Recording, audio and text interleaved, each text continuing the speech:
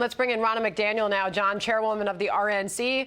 Ronna, you caught our eye over the weekend when you tweeted out, you know what I'm not doing right now? Watching baseball. So has Ronna McDaniel boycotted baseball over this? You know, it's hard to watch with the hypocrisy we're seeing from Major League Baseball. And I think the governor said it so well. You know who's getting hurt? The little person. Yeah.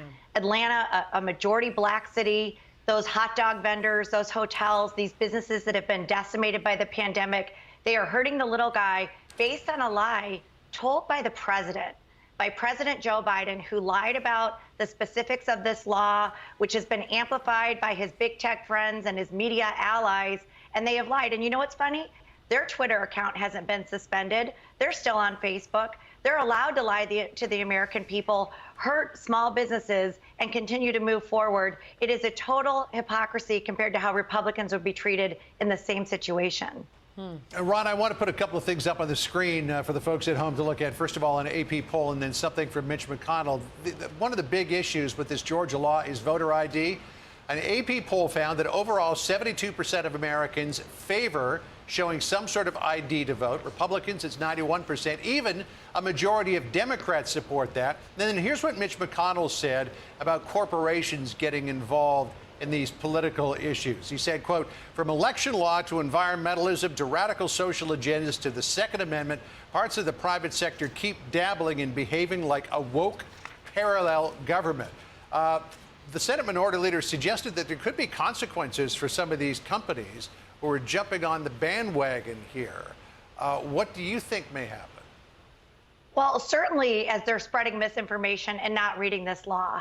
I mean, it's common sense. We should have IDs to vote. We should be able to show our ID and say who we are who we say we are.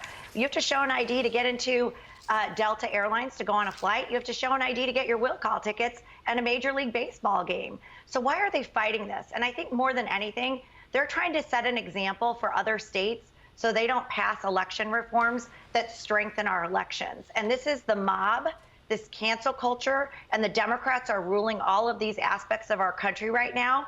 And they are trying to silence the Republican Party or anybody who dissents with them. And it is frightening because freedom does matter in this country. And we can have the freedom to disagree and not punish people and bully them and destroy their livelihoods. And that's exactly what President Biden just did to all these businesses in Atlanta that now are not going to see income coming in, that are not going to see those vendor stands getting that money from those patrons at that baseball game.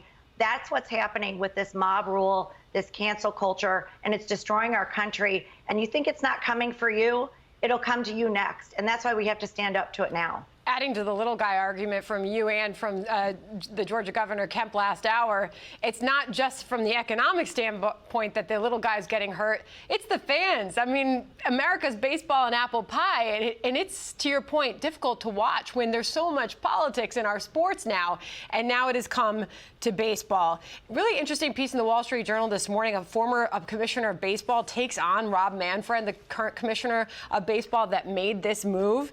He's saying that the commissioner politicized baseball over a law he likely hadn't examined. And that is an interesting thought, because how many of these corporate heads actually went through the details of the law? The governor, Kemp, just told us, he said the commissioner called him, they spoke, but the next thing he knew, the All-Star game was moved without warning. So I'll put this up on the screen. These are the company logos of the companies that are criticizing the election law.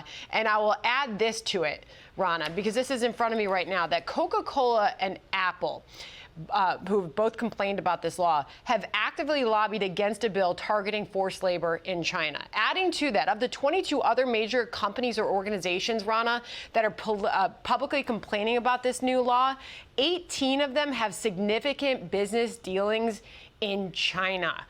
I just wonder if now they've made this move about Georgia election laws, what kind of pressure they're going to get from the woke left to make even more changes, and how it could dramatically change these boardrooms. Well, you know what's going to happen, Sandra, from the woke left? Probably nothing.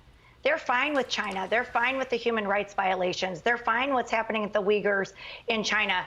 They're just more upset about election laws that are strengthening our elections in this country and the Republican Party and keeping their power. And you know what? All those CEOs of those companies, of Twitter, of Facebook, of Coca-Cola, of Delta, they're going to go to bed tonight knowing that they're going to have millions in their pockets tomorrow.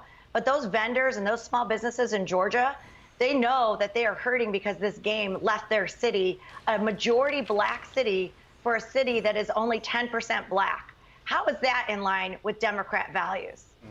You know, Ronna, we talk about these, they're described as draconian voter laws in the state of Georgia with this new law. But we found one place where when you go to vote, they actually announce your name to everyone who's in the polling place. This is part of their FAQs on their website. So why did they say my name before I vote? First, it's required by law. Second, so everyone in the polling place knows who's voting in case someone wants to challenge your right to vote. In primaries, they announce your party affiliation. Why? It's required by law for primary elections. Second, so everyone in the polling place knows who's voting in case someone wants to challenge your right to vote. Where would they do such a thing? Delaware. Yeah, the hypocrisy is so rampant. But like you said, Sandra, we need sports in this country right now. You know, my 16-year-old son loves the Detroit Tigers. He's not in school. He's still in virtual school. They're so worried about punishing Georgia and moving the Major League Baseball games. Get my kids in school. Why don't you focus on that? And they need sports. And why are we politicizing everything in this country? And it is all coming from the Democrats, identity politics, cancel culture, and it is ruining our country. And that's why we have to fight back. And the Republican Party does stand for the little guy.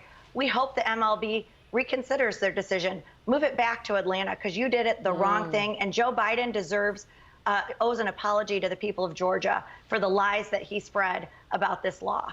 All right, Ronna McDaniel, great to have you here this afternoon. Thank you.